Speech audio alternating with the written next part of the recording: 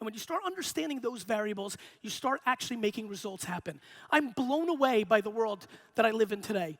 For a lot of you that don't know, I run a 750-person firm called VaynerMedia. I'm leaving here right now after this talk, going to London. We just opened a London office. And what we do is we work with the biggest brands in the world, Under Armour and Chase and Toyota and Pepsi.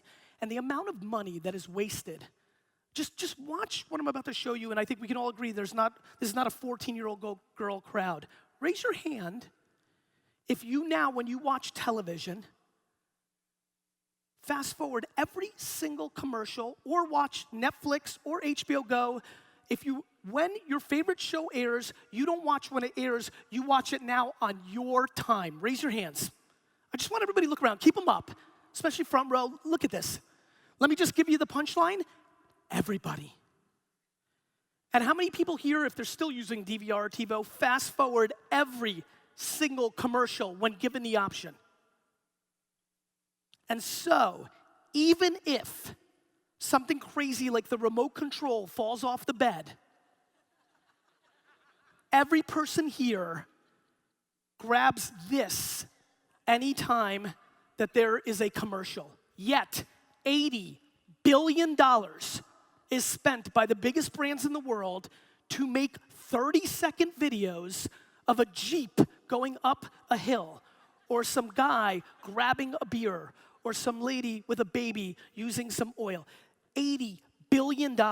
It is completely not practical, it is broken, and it is the reason that 95% of the Fortune 500 biggest brands in the world have declined in market share over the last 2 years.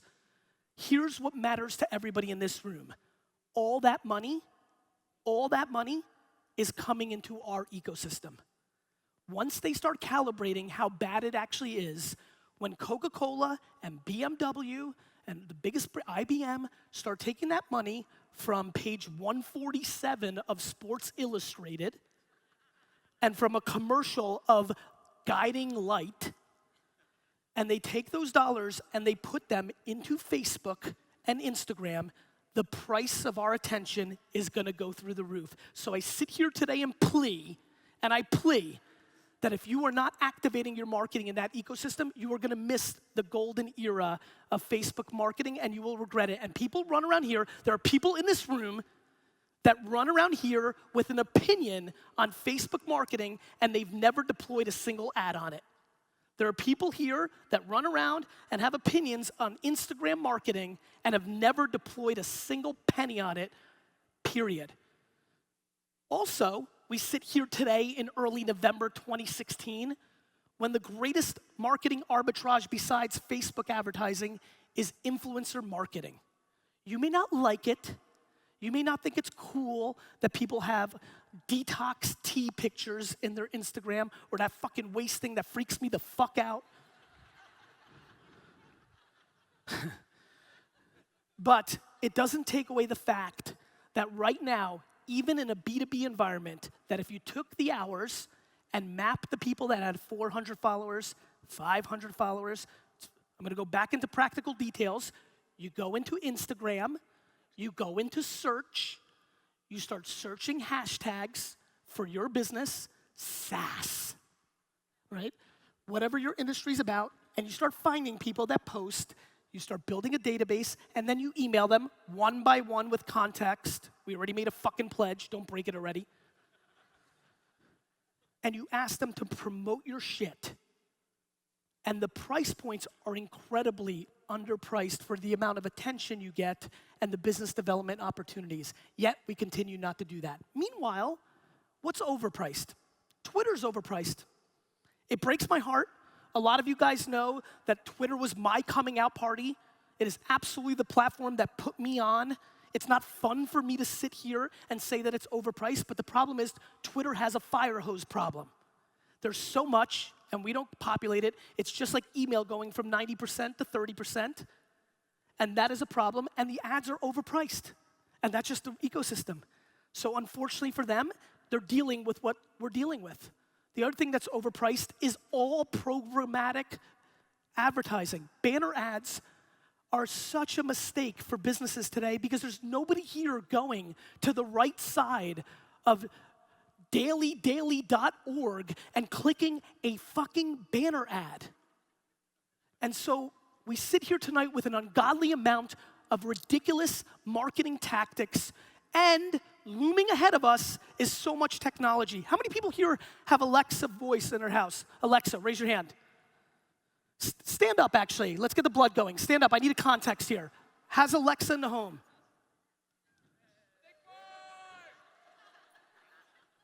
Yes, I know you're on the screen. You're pumped, right? It's fucking awesome, right? Get up here with me.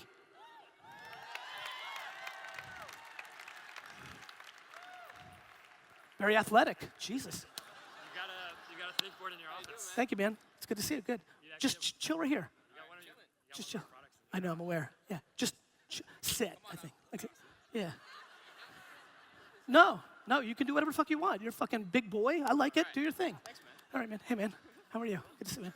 Jeez, man, you look really young. You look good. All right. I mean, that's good, but this is way better, right? Free advertising. When you start thinking about Alexa and all these other things, one of the things that my career has been completely predicated on is the fact that I am willing to take chances on things that aren't mainstream yet, because I understand that if I go after social code, and if I go after Vine, and if I go after Micmac, and if I go after Yak, and if I go after all these things, that I only need one of those 7 to actually hit, Snapchat, Instagram, to win that bet. We have enormous fear in this room to, I have to wait, or let's wait till it's big, or what if I waste my time? Awkward, right? Yeah, super awkward. You can leave if you want, but you can chill too. Got it.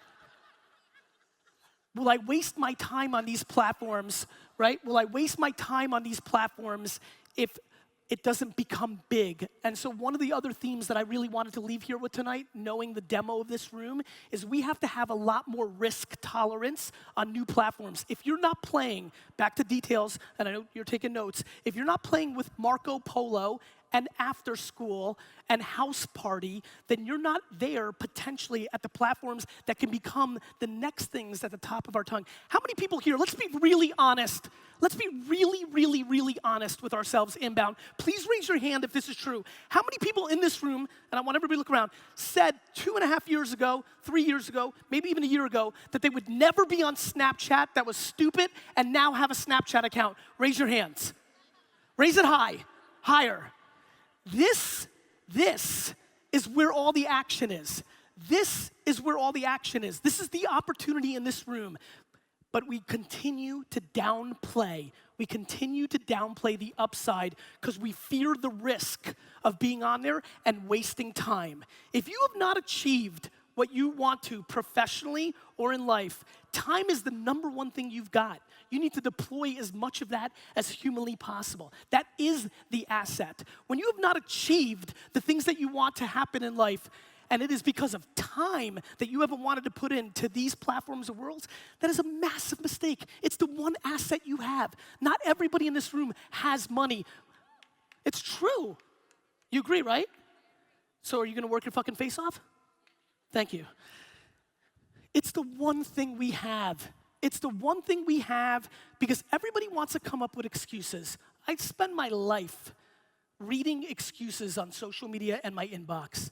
I'm this, I wasn't born that way, I wasn't born here, this, I'm a female, I'm an immigrant, I'm a minority, I'm a transgender. Excuses. Reality. By the way, I truly believe those are disadvantages. I'm not naive to the shortcomings of this country. The problem is, nobody cares. The market doesn't care. So we sit and we dwell, and that's what do you think we've been doing for the last month? And what we're gonna do tomorrow morning, we're gonna dwell and complain, and that's utter defense, instead of going on the offense. And so we spend unbelievable amounts of time dwelling and wasting our time on dumb shit. Like, people literally email me and say, you're so lucky, and I wish this was happening to me. And then the third tweet or the third Instagram post is, awesome Saturday, stayed home and watched entire season of fucking Game of Thrones. We need to start understanding how big this opportunity is, because for everybody in this room, you will sit back in 20, 30 years and regret if you didn't execute in this era. And by the way, I don't want to hear that this is for 20 and 30-year-olds. 40, 50, 60, 70. It's an equal playing field if you're willing to be a practitioner and understand the ecosystem that I've been speaking about tonight. There's never been a better time. Look, it's very obvious. These kind of characters, there was no respect for 20-year-olds in the business world 20 years ago when I came out, but now because of technology, there's a lot of organizations that absolutely respect 20 and 30-year-olds. Also, what is happening is I'm spending so much time with 40 to 60-year-old executives who are dwelling and are upset and tell me dumb shit like, but Garry, I didn't grow up with this shit. Neither did I, Alice. I was 20 before I even was on a computer. I didn't grow up with this shit. I figured it out. And so I sit there and see completely capable operators that have made it happen for the last 20, 30 years being crippled by, I don't understand how Snapchat works. It's so confusing. We're just filled with excuses. We are. People are just losing their hunger. And then, by the way, let me get really mad for 2 seconds with my fancy rich friends. The thing that I'm completely blown away by that I had no idea was going on in capitalism and meritocracy is once you get rich, you actually try to spend your dollars to create laws that allow you not to work and still hold on to your money. 100%, right? I mean, I'm blown away by this. You were benefited because in your 20s to 60, for 40 years, you grinded and out-executed somebody, and you were able to make lots of money. But now that you're tired, and you're finished, and you're older, and don't want to put in the work, you don't want the next young buck to come along and eat your lunch. That's not how capitalism works. It's true. It's just not. And so we have all these trends, and we have the great fortune of living in an era where things have been really good for a very long time. And so I walk around the world, and I told my wife, Lizzie, I'm like, Lizzie, listen to me. I don't care, clearly, because I was such a shit student, what the kids do at school, but please, they can't be in programs where we give away 7th place trophies. I have no idea who wins the election tonight, but we need to fucking ban 7th place trophies in America. And so we have all these macro situations going on, and not to mention, for a lot of people here under 30, you haven't been in the game during an economic downturn because things have been very cushy for the last 7 years, where if you're 23 years old and you have an idea, your company's miraculously worth $4 million. And so we're living in a very intriguing time, and I think that the passion and the angst and the energy that I bring tonight are predicated on a couple of tried and true things. Number one, if you're not making long-term decisions, you will be vulnerable. The market's changing very quickly, and anybody who's looking for short-term stuff gets short-term stuff and then gets hurt in the long term. Things like Airbnb. Guys, Airbnb shouldn't have been invented by Brian and Joe. Airbnb should have been invented by Marriott, but Marriott is looking short-term and isn't creating business models to put themselves out of business. Uber should have not been created by Garrett and they should have not been created by Garrett and Travis. They should have been created by the guy or girl that owned the most medallions in New York City, or by Greyhound. If you sit here tonight and you're doing well, you're in danger because there's somebody young and hungry that has the internet, which is a platform that creates a zero cost to get into the game, that's coming after your shit. So if you don't do what I do, which is wake up every single morning, and try to put yourself out of business, somebody else is gonna do it for you. It is much more fun, my friends, to put yourself out of business than have somebody else do it for you. And so please, if you're cushy, who's cushy? Raise your hand if shit's going real well. Jesus Christ. 3 people raised their hand. I think you need to shut down this fucking, you're doing good? Awesome, man. What was that? I was like, you doing good? You're like, yeah, we're doing okay. Yeah, always. So you've got to understand the only thing that's interesting to me, and the only thing I always say that basically my career is predicated much more similar to Mariano Rivera than anything else that I can think of. If you're a baseball fan, he was a very good closer for the New York Yankees, where basically his entire career was predicated on one pitch. He had one pitch for 17 years, and nobody could hit it. And that's basically my business career. I've got one pitch, which is the following. I know what you're gonna do before you know you're gonna do it. It's the thing that I was gifted with, just like if you can sing, just like you can shoot. I've always had the intuition.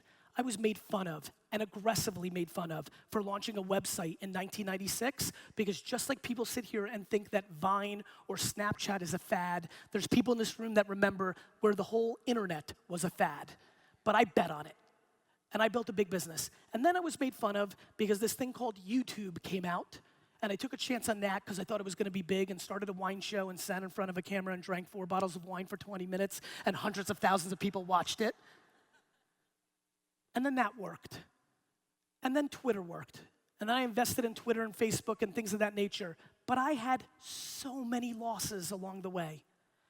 One thing that's never talked about with my genius career was that I was on YouTube super early, but I left 6 months in and started producing Wine Library TV exclusively on Vidler. I was wrong. One thing that's not talked about is that I thought that the biggest startup in the world in 2010 was gonna be Yobongo. I was wrong. And I continue to be interested in being wrong for the rest of my life because I am a purebred entrepreneur, because I'm not scared of trying things and wasting my valuable time because I want things. And most of all, and this is the most of all of the whole thing, I just genuinely don't give a fuck about what you think about me.